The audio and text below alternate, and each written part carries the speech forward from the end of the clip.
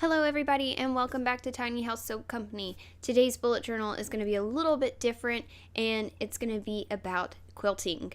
So I recently purchased this Glam quilt from Latifa Safar. Hopefully I'm saying that right. I am going to be working on doing the throw size and I got the 8-inch clammy. And when you purchase this you actually get a little acrylic template and this is it. And I'm really excited to use this acrylic template, not just for the clammy, but there are several other things that you can do with this, including making circles and outlines. So I wanted to use this Glam quilt and go ahead and put it into my bullet journal so I have a record of the quilt that I'm working on, not only so I know what my project is, but also that way when I look back in the year I can say, look at all the projects that I finished, how long did it take me to make that quilt, what were the fabrics that I used for this quilt.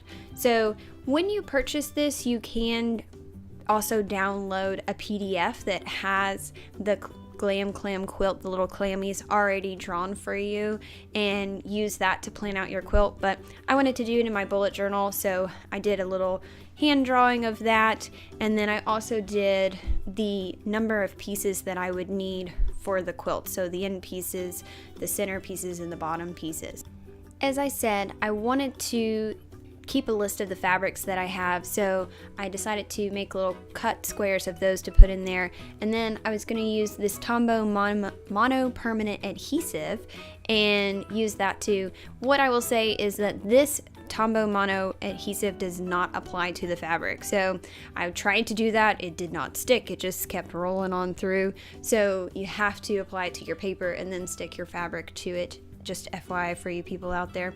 I did get a little bit on the side, and as you see, that's what that paintbrush is for, is that plastic tip of the paintbrush actually did a really good job at getting rid of those little pieces of extra tape if I went too far to the side. So the next step in any quilting project is to plan out how you're going to do either your squares or in this case your clams, and I went ahead and colored in each little clam.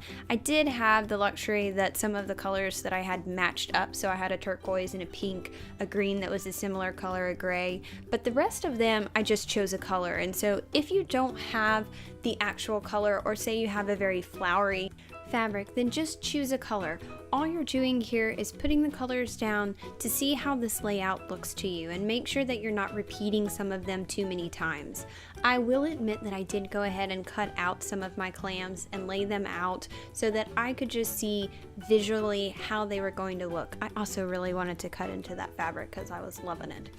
The next thing that I did over here is put down a little key so I could look at my fabric and go, okay, what is that flowery fabric supposed to be? What is the cactus supposed to be?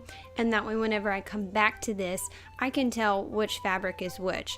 It also really helps for whenever you're sewing this, so you can look as you go, and as you pick up the next piece, you can look at the column you're on and go, ah, yes, this is the right piece. In the notes section, I could have put down more about what type of fabric I have or put it underneath, but all of these fabrics came from Hobby Lobby and I didn't have the names of them. I then just went through as I cut them out and checked them off or marked out the boxes that I had done them.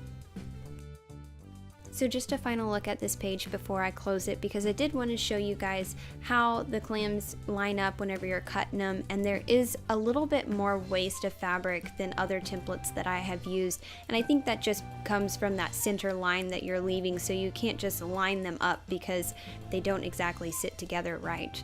And then this is all of my fabric cut out, just a little bit of fabric love for those people out there. I hope that this bullet journal was helpful, especially for you quilters out there. As always, I would love to hear any comments or questions below, and a thumbs up and subscribe would be awesome. Have a great day. Thanks.